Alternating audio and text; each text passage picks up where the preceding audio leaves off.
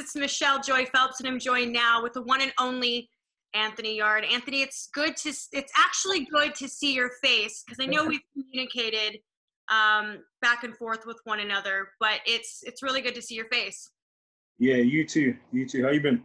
No, I'm doing okay. I know it's just strange times, isn't it? It's just really strange. It's sort of hard to wrap your head around everything, and I found a balance with gardening and trying to like take long walks to kind of keep the mind from getting all frazzled, because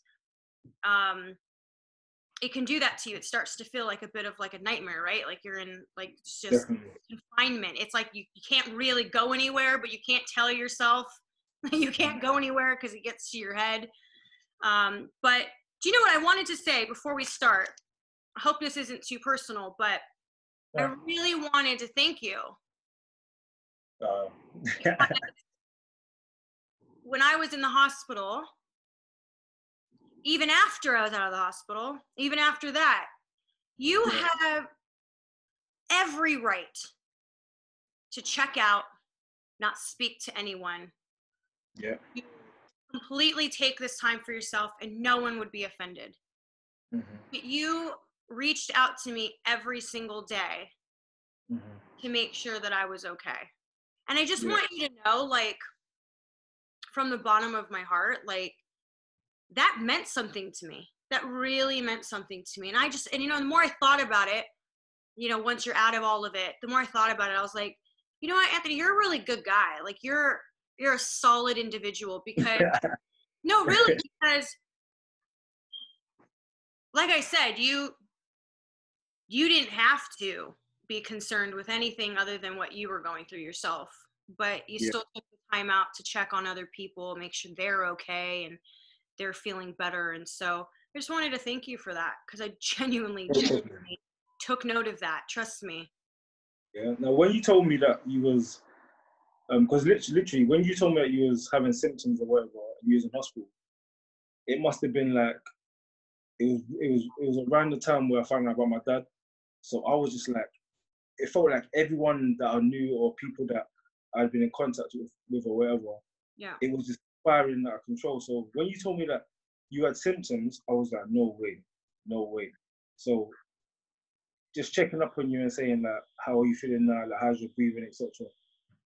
When you told me that you was okay, it was like a sigh of relief, because there was so much things happening around me. People that I knew, their family members were actually getting ill and passing away. So it was like a scare.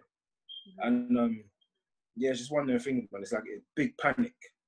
Everyone's seeming to forget about it now, but not me, because I know how serious it is, and I know the effects it's had on loads of people around the world. Mm-hmm. I know it's a touchy subject, and if you don't want to talk about it, I'm not going to. No, I'm here for it. I really want to know, most importantly, how you are at the moment. Like, how are you kind of, how are you coping with everything? And again, you asking me at the start, how are you doing? And it's like, you're already having this as a worldwide, we're already having this issue that's affecting everyone mentally and financially and so many other ways.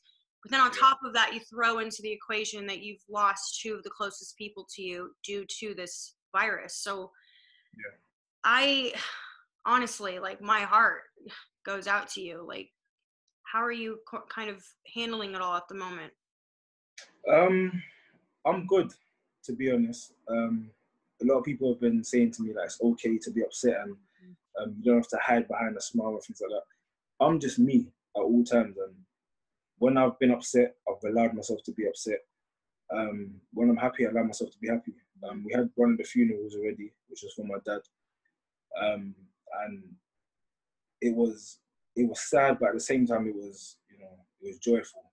People were playing music. There was a time where everyone started laughing when they were singing Amazing Grace, and certain people started getting the words wrong. So me, I'm the first person to burst out laughing, and then it caused. And then the pastor afterwards, or the priest, or whatever he was, he was saying that my dad would love that because that's the kind of personality he had as well. I just try and focus on the positives, you know. Even something that's nothing to do with this conversation, but I've been watching The Last Dance with Michael Jordan. I haven't seen that yet. Everyone's talking about it. You need to watch it. You need to watch it. Because there's part of it, I won't ruin it for you, but there's something that happens in it. Uh-huh. He was close to his dad. Or he is close to, I'm not trying to ruin it. I'm ruining it. But he was close to his dad. I was close to my dad up until a certain age. I lost contact with my dad when I was around 8 or 9 years old, and then it was like years. Every few years we'll talk or whatever. Mm-hmm. So he wasn't necessarily close. So seeing someone like how he deals with things, I've got a similar mentality. I just see it. You take the good with good and take the bad with bad, and at the end of the day, the story's still got to continue. And the people that have gone, they wouldn't want to see you, you know, depressed, giving up on life. They want to see you doing the things that make you happy, or doing the things that whatever you was doing to make them proud or whatever, they want you to continue to do that. So that's it really. I'm just trying to stay focused. So you're sort of, because based on your videos, you've always been, you know, someone who's always in the gym. You're always working out. You're always staying in shape. There is no days off for you. But it seems like even more so now, you're just sort of really putting all of that into training, you know, because you're supposed to be returning. This is what I'm hearing. Correct me if I'm wrong. July 11th, correct? Potentially. But I know Frank Warren's saying he doesn't want it to be behind, like with no audience. He wants the fans to be present. So can you kind of maybe clarify, because I'm not quite sure what's the status. In terms of July 11th is the date that was set. That was set in April, or just before April. I think it was March, when this whole thing started happening. But from what I hear, I don't see or hear anything that's been confirmed. I don't understand if there's been a venue that's been confirmed, if it's actually allowed to go ahead. I don't know how it's going to work. I don't know. I'll be honest with you, I don't even know. I spoke to Tunde, who manages me and trains me, a few days ago, and he was just saying to me, there's no rush. And because of what I've been through recently as well, it's not nothing that you can just ignore. Mm-hmm. Yes, I'm training, but I'm not training how I would usually train. No gyms are open, that's a fact. So, and not only that as well, it's a big, my next fight was meant to be a good one. I'm fighting someone that's undefeated, another banger, someone that knocks out a lot of people as well. That's a fight that the UK fans and some people around the world really want to see. You know, I'm more known around the world, but he's well known in England. He's from Manchester, and you know, it was causing a lot of attention. So you don't want to have that behind closed doors, man. You need a crowd there. You need people shouting and swearing, and you need it. So I'm not a fan of fighting behind closed doors. I will if I have to. I still got that lion mentality, but we do want fans there. So is there a chance that it may not be against him? Is it a chance that it could be maybe someone else until you guys are able to fight in front of a crowd? Could be that. I'm not 100% sure. Any fights I can get, I will take. If I could have a fight tomorrow that was sanctioned in boxing against anybody, I would have it. You know, just to gain the experience, be in the ring, have that professional atmosphere, referee in the ring, etc.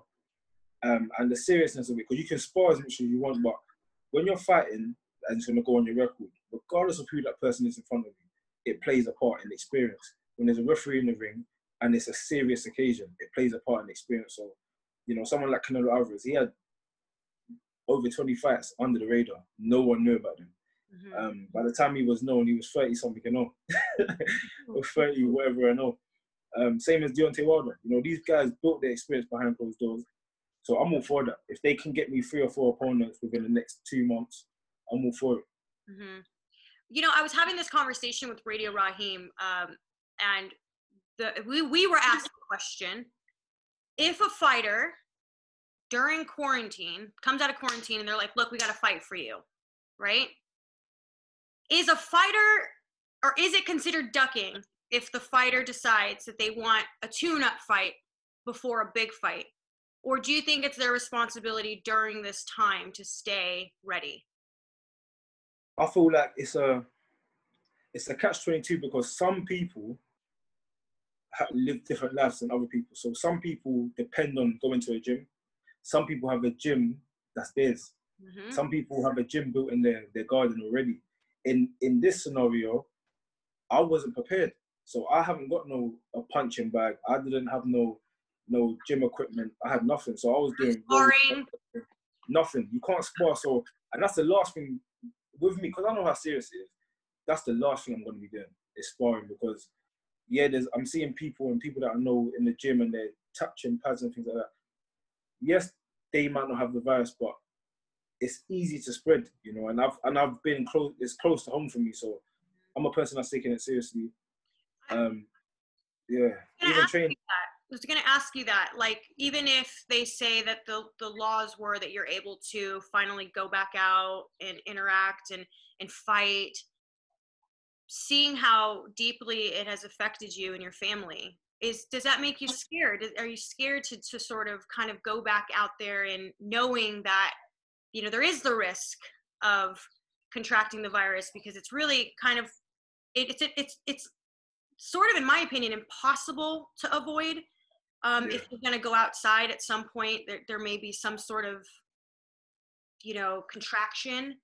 But like, how do you feel about returning? Like, or are you still maybe just a bit hesitant? I'm still hesitant, but I'm not. I wouldn't say I'm scared or I have fear, because it's going to be what it's going to be. You can't control certain things. But it's cautious. I'm more cautious than anything.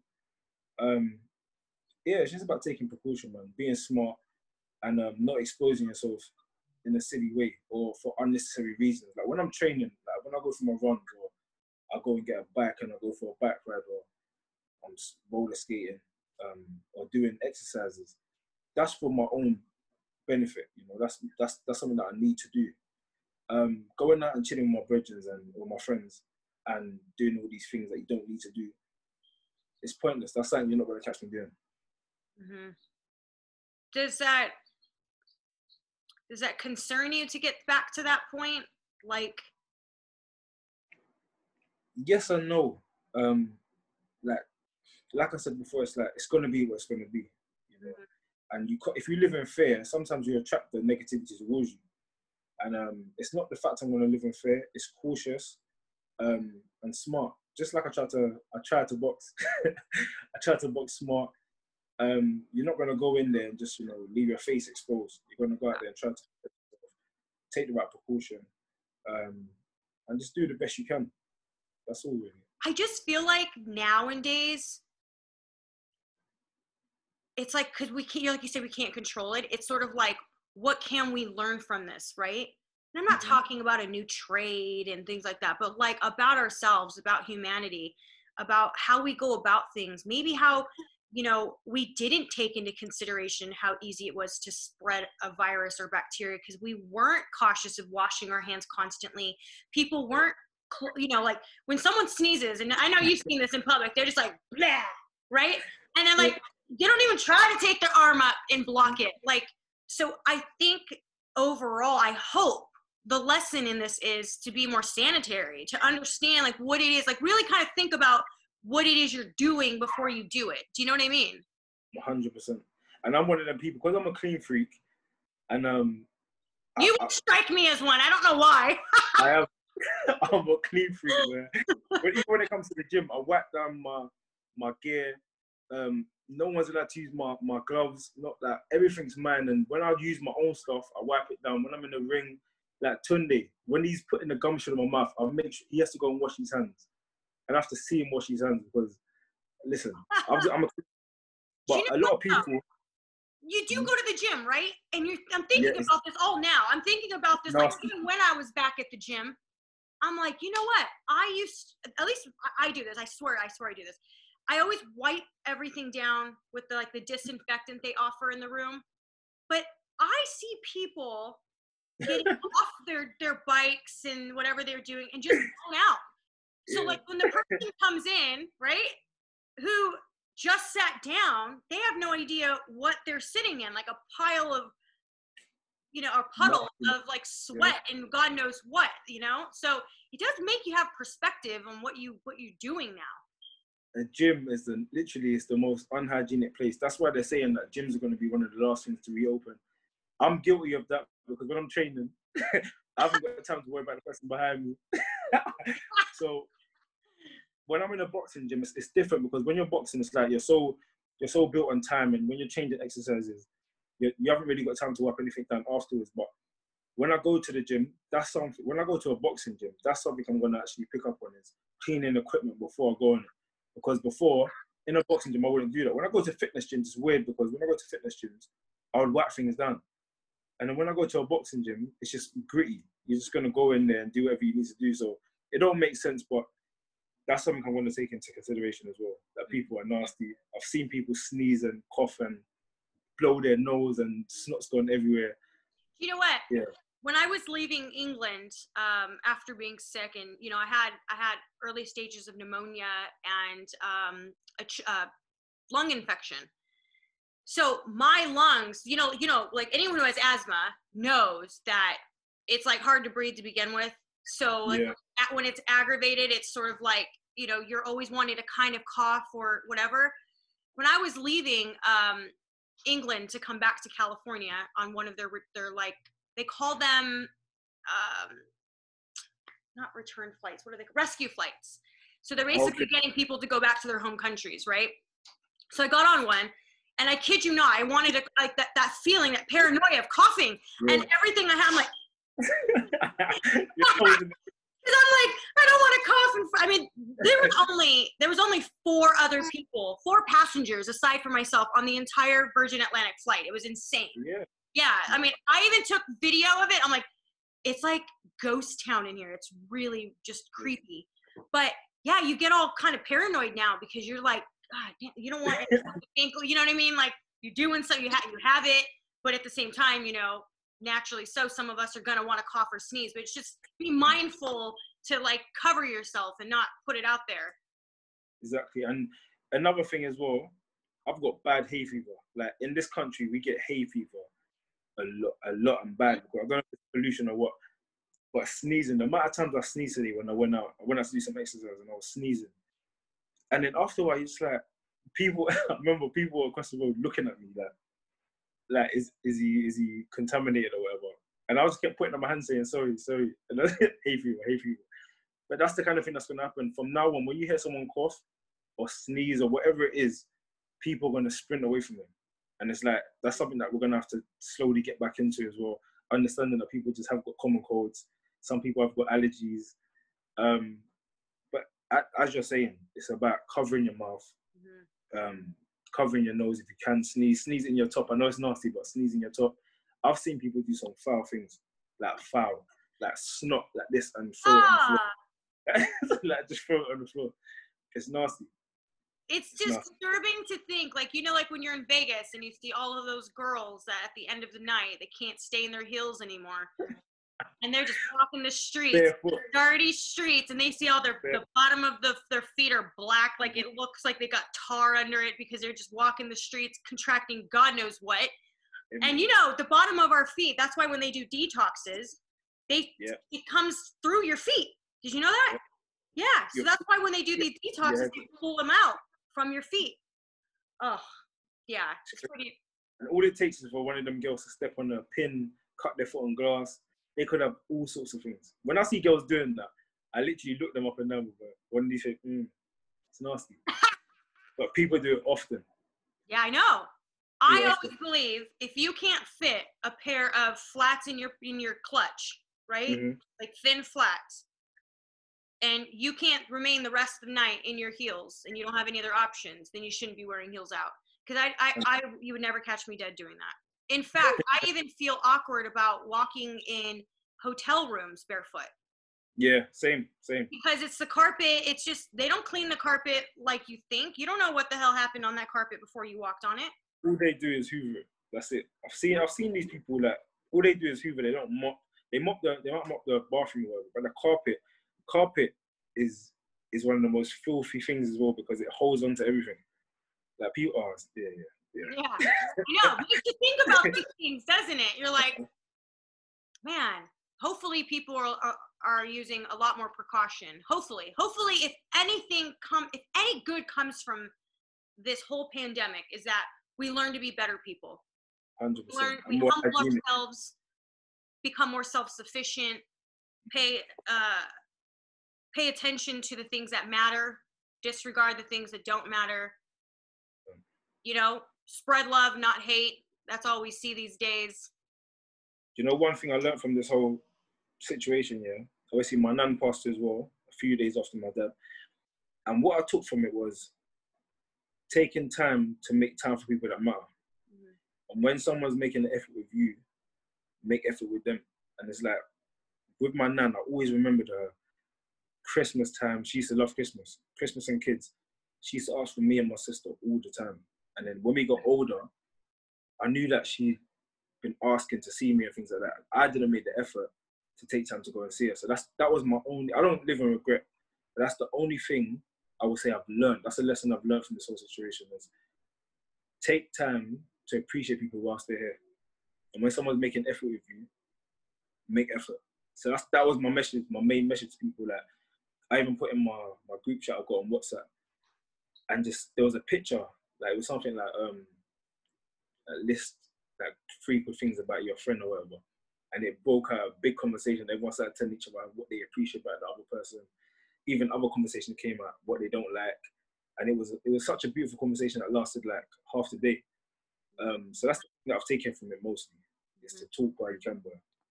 It's so easy to get caught up in number Life. 1, things that don't matter, and get caught up in career, get caught up in the goal, the ambition of what you have. And a lot of career-oriented people are guilty of that. They don't see their family often. They get caught up in the zone, and the next thing you know, you wake up, you're 50, and you know your parents are old, and your kids are grown up, and it's easy to get distracted. And one thing I can say, one common denominator I could say about this whole situation, about everyone being on lockdown, is yes, it's overwhelming.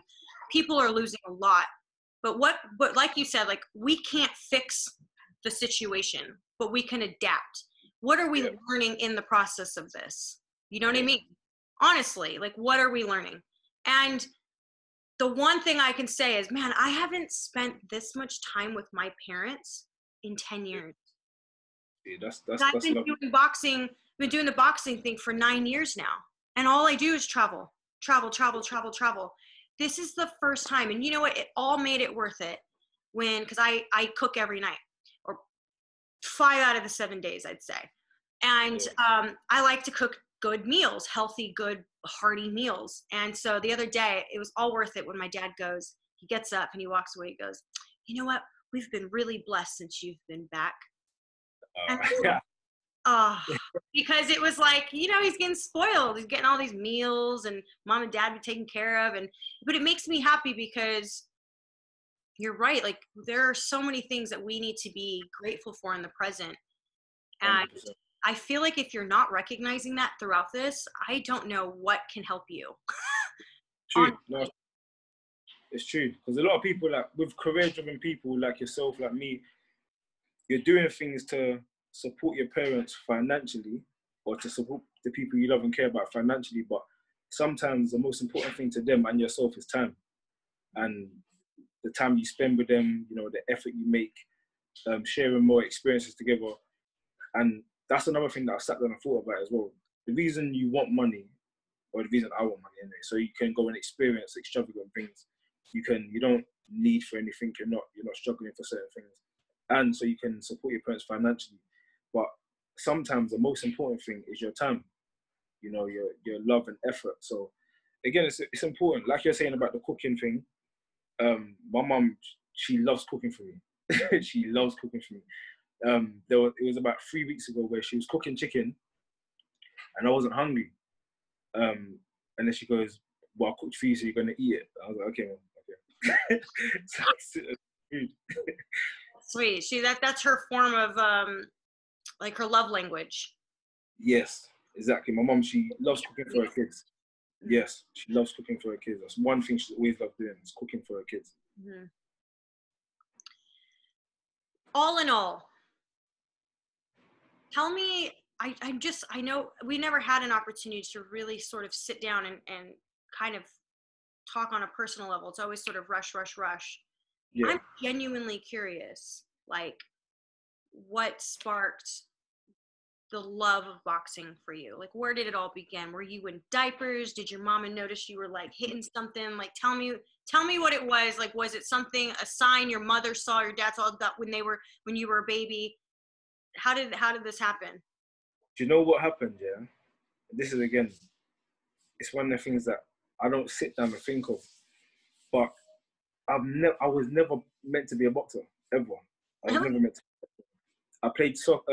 Americans call it soccer. We call it football. I played football for a long time. I was very athletic as a child, and my mum wouldn't let me box. When I turned 14, I said I wanted to start boxing, just learning how to protect myself, do the training.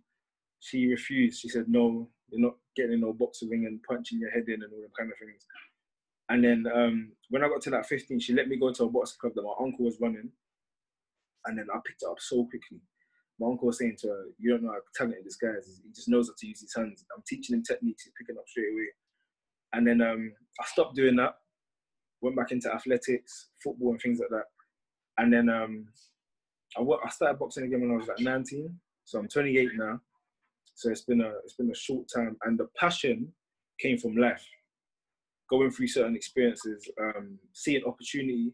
So I saw it as this: if I've got the mentality that I've got, and that's when you do something, do it 100%, put 100%. And then I'm living in England, so there's opportunity. You know, people that live in, whether it's poverty or whether it's posh, or whether, I grew up in an area that was harsh. You know, a lot of knife crime, a lot of gun crime, but there was still opportunity. You can still go to youth clubs for free. There were still fundings out there that, you know, you can go and sit in a building and listen to music. So I saw it as there's still opportunity there. Use your struggle as drive. You know, I watched a lot of Mike Tyson documentaries. I watched loads. I'm a documentary man. When I see a documentary that can motivate me, like this, the Michael Jordan documentary I was talking about earlier, the way this thing has tapped into that thing that I had a couple of years ago, like where I'm just like drive. It's beautiful. I'm one of the people that like to latch my emotions onto things that can motivate me. So that's how I started boxing, really. But as a kid, was there any signs that you were actually like, because you said that your mom wouldn't let you. So at some point there was an urge to want to do it as a kid. So what was it specifically that made you ask her to want to be in boxing? Mike Tyson. Yeah. It was Mike Tyson. I had a fight when I was in England is a bit different. So I had a fight when I was around 14 years old, and it was me against two boys that went to my primary school. So they went to the same school I was in until I was around 11. So I don't know how it is in America. I know you guys do, is it high school and junior school or something? Yeah, middle school, elementary, middle, and then high school. Yeah, we do primary school, secondary school, then college. So in primary school, you leave primary school when you're about 11. And then when you get to 11, you go secondary school. You leave secondary school around 15. So around 16, actually. So when I was around 14, I saw these two boys that went to my primary school. And I don't know what they were on, but they come to me, start asking me for money and doing all these kind of things, basically trying to rob me. We started fighting, and I beat them up. And then I looked at the bad person. Hold on. So, I looked at the bad person because I was basically winning, and I ran home. I was all excited. I was like, "Mom, I just had a fight. She was like, "What's wrong?" And I was red. She was like, "I just had a fight." And then that was my excuse for wanting to go boxing, so I could protect myself. And then I started watching Mike Tyson documentaries, one after the other. And the fact he was so small, I didn't know about weight classes and things back then. It was like he was a small guy knocking at these big guys. So I want to box. My mom was like, nah, there's no way you're not having it. Does your mom go to your fights now, or does she? No, she does. Okay. She loves it. Even in Russia. Russia's the first time, obviously, I've taken any sort of punishment. She loved it. She was like, yeah, that's what you're like. You know, if you're gonna have a fight, not every fight's gonna go your way. That's her mentality. My mentality is not. My mentality is it can't all go your way, etc. But she was like, yeah, what you know, you lost the fight, and you know, you held your own. Yeah. But she loves it. She literally loves it. In the beginning, she was like, I don't want to come to the fights or whatever. And I showed her a couple of tapes of my early fights. She just loved it. And she's never nervous. Like, she's just calm. She's calm. She's like, you ready? She don't get nothing. She goes through no emotion. It's just happiness. You know what? I know boxing's in my blood. I'm pretty sure my kid one day is gonna probably have a love for the sport as well. But I don't know how parents do it. I don't know how the wives, how the parents, how are y'all sitting there? Like, I'm just media, and I'm sitting there like, ugh. You know what I mean? And there's like no real major attachment to it. It's like you're supposed to be, you know, remain from being biased, but you're still thinking like, that hurt. Oh my God, did I just see that? And then imagine if that was my son in there. Freak me out. Do you know what it is with me? I think the thing that made my mum comfortable with it is how well I was doing. When I started boxing, I said to her, I promised her I'm not going to get beaten up. I promised her I'm never going to suffer in boxing. And she saw that. Even with the Coverdale fight, I didn't get beaten up. So she was like, you lost, yeah. You got yourself tired or whatever, you dehydrated, whatever you want to call it, but you lost the fight, but you didn't get battered. So she was like, as long as you're not one of them guys that are going to stand up there and be taking punches, she's fine with it. So that's, again, been part of my drive and motivation to become as much of a skillful boxer as I can, not just use my brute strength and my size. It's about learning skills and learning to evade punches and lasting long in the sport. All right, well, question for you then. Mike Tyson. Yeah. Y'all seeing talk right now. I don't know how much of it's real, how much of it is just Fantasy Friday. You know, we don't really have much to talk about right now. So I can understand the interest in wanting to, like, you know, compare if this guy fought that guy and so forth. But he is 53. Mm-hmm. And you know firsthand what it is to be in that ring and the dangers that you place yourself in, even at your age. You're only 28, okay? Yeah. What do you think of him entertaining the idea of returning to the ring? I don't like it because I'm a fan of Mike Tyson. I'm not a fan of many people, but Mike Tyson I'm a fan of. And he's probably the reason I even started boxing, or part of the reason I wanted to start boxing. So even me watching his fights later on in his career upset me, because I watched this kid Dynamite knocking at everybody, and then I saw a guy who was elderly fighting guys like Danny Williams, fighting I forgot the other guy's name, when he just laid on the ropes and said after the fight, he said, I don't love this no more. You know, I'm just doing this to feed my family, etc. And to someone like me, that's heartbreaking. I don't want to see that. Mike Tyson is one of the people that I like. When I watch I always go back and rewatch his documentary. When I watch his documentaries, in my mind, him and Muhammad Ali are the best heavyweights that ever lived. So I don't want nothing to ruin that concept I've got in my head. It's even like with Floyd Mayweather. He's still young. You know, he could possibly still come back and do something, but I don't want him to fight no more, because I like success stories. You know, I'm one of them people. I don't like to see negativity or failure, or, you know, the bad people or the negative people in this world where they wish bad on people. I don't want them to get what they want. So stay away from the sport. You're happy, you got money, leave it alone. Do you get what I'm saying? I'm one of them people. When there's a success story, I don't like it to be ruined. Right, I know.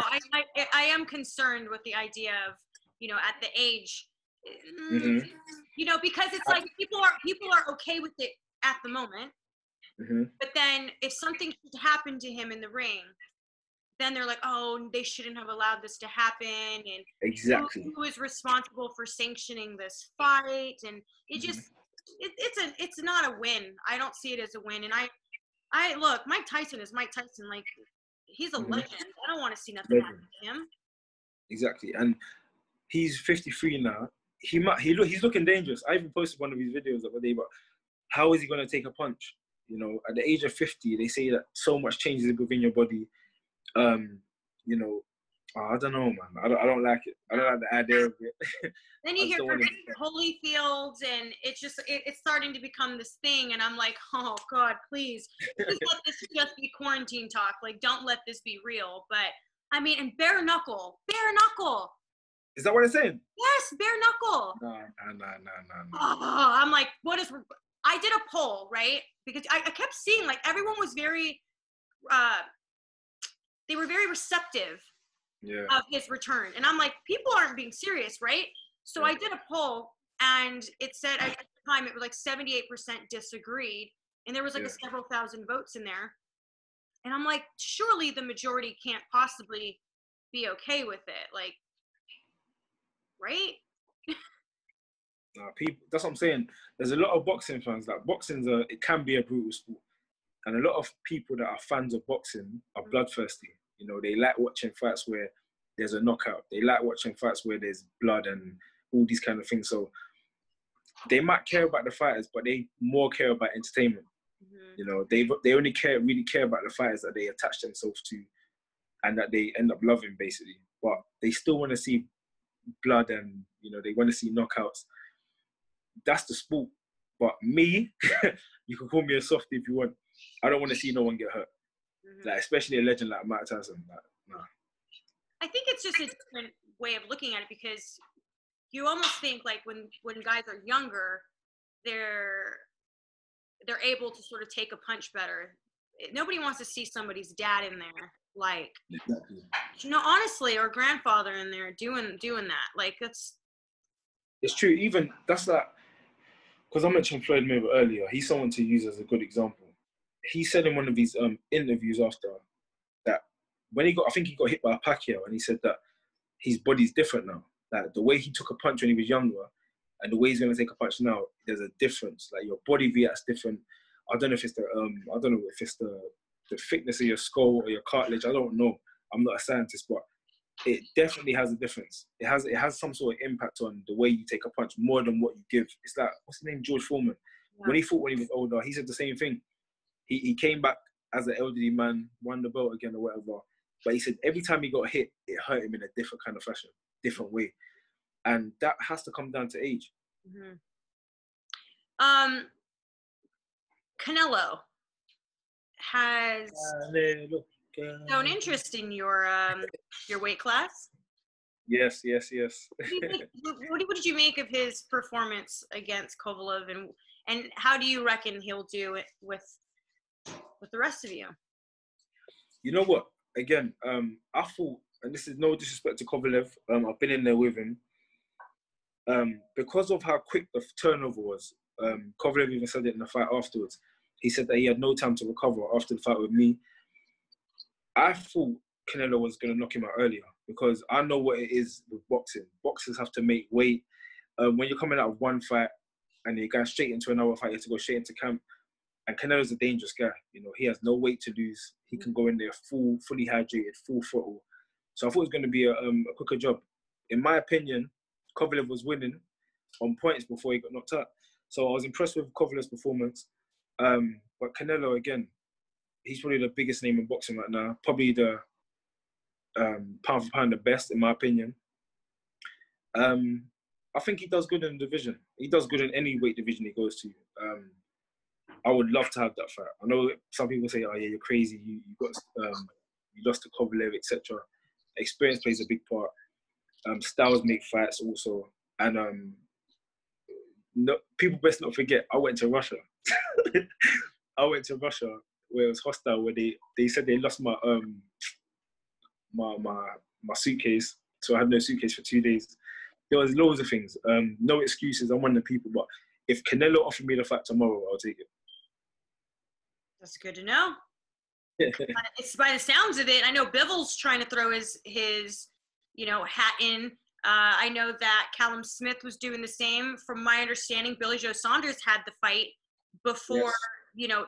He was actually in Las Vegas training when they had the lockdown happen. So, crazy. I mean, who knows? We'll see what weight class he plans to stay in. But say it does happen to be Billy Joe Saunders and Canelo in September, as we're hearing rumors about. Who wins that fight? Again, I sat down with Billy Joe and we done an interview together, and I said it on camera. He has when Billy Joe's up for a fight. Remember, he's still undefeated. He's tricky. He's fought loads of different styles. He might not be as experienced as Canelo, but he gives everyone a hard night. You know, even the best of boxers. He makes, whenever he's got a big fight in front of him is when he performs the best. Again, I wouldn't call it down to experience. I would say Canelo. Down to experience at that level, should I say? I would say Canelo. But Billy Joe Saunders has all the attributes to give a massive upset. Because every time Canelo has struggled against someone like Lara, Floyd Mayweather, people that dance and move and that can box, he struggles with. So again, if I'm betting, I'm putting my money on Billy Joe, just because the odds would be in my favor. I would 100% want him to have that fight. I was praying when I heard that fight got announced. I was so happy because Billy Joe's been waiting for that kind of opportunity for years. He has forever. Yes. He's been calling out Canelo, Triple G. Yeah, all of them forever. I know. Well, last question about boxing.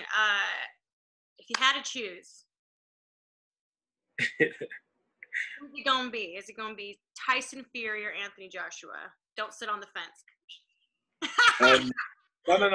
I'll be, again, I'm an honest person. Yeah. I say this to people's faces. Based on current form, you cannot go against Tyson Fury with anybody right now. He's the most on form. His last fights have been nothing short of spectacular. So against any heavyweight in the world right now, I'm choosing Tyson Fury. Joshua has got the attributes to, again, win the fight. But if I had to choose somebody right now based on current form, I'm going with Tyson Fury. Okay. All right. Because we're hearing that might happen sometime soon. I mean, who knows? I'm rooting for that. I'm rooting for that because big names need to fight each other. It's what makes a sport. So again, two big names like that, it will be a hell of a show, man. A blockbuster. Do you think that boxing should be where it once was, where the champions had to fight the champions? Right now, it seems like they kind of get to dictate when they want to face them. Whereas back when, it was like champion had to face the champion. There wasn't so many belts in each division. Yeah. So. Exactly. And I don't know. I feel like one thing that can change a sport and change people's mentalities and everything, I'm guilty of it. Everyone wants to make as much money as possible, because that's what we're in. We're prize fighters. But at the same time, someone like myself, I've got an ego, and when you get a good fight that gets put towards you and it makes sense, both fighters need to go for it. A lot's changed in the sport. People are being a lot more strategic in terms of how they manage their careers and things like that. But two people like Joshua, when you're at the top, Joshua, Fury, Deontay Wilder, all these guys need to fight each other. Because when you're at the top, there's nowhere else to go. You know, there's only 2 or 3 opponents you can choose from. You're not building, you're not gaining experience. Fight each other. That's the way I see it. Amen. I think for all fans who agree with that. Yeah, no, honestly, hopefully we'll see. I'm not going to be mad at it if we don't get the big fights by this year. I'm not going to be mad at it. Do you know what I mean? Because due to the situation. Yeah, I mean, I agree with you when you were saying, like, look, you don't even have a bag to punch. You haven't sparred. Yeah. It's one thing to stay in shape. It's another thing to stay ready in terms of a fight. Like, they're completely different things. You can look good, but if you're not getting the right training in, you're not going to be prepared, and no one's going to want to risk their record not having proper training. So I'm not mad at it. I know that me and Raheem got into a debate about it, and he said one thing and I said the other, and he was like, "No, you need to stay ready." I'm like, okay, physically, maybe in shape, yeah. It's their responsibility to make sure they're still eating right and their nutrition stays right. But you can't possibly expect people, like you said, to just have a gym sitting in your garden. Like, it's just not going to happen. Like, everyone's different. And again, people are going to be different in terms of how they approach it as well. Some people, I look outside sometimes, people don't care about coronavirus because they haven't had no adversity with it. So some people are going to be out, they would have been going to their own private gym. Some people, if they had to rely on somebody else to get to a gym, they're going to be like, I'll just wait, I'll do my training, I'll go for my running. But again, boxing is about conditioning. You can be as fit as you want. Conditioning is internal, and that comes down to sparring. That comes down to doing your pad work, training a certain way. That's why they say training camps like 6 to 8 weeks. You know, some people do longer, but there's a time frame you have to get your body conditioned to fight 12 rounds.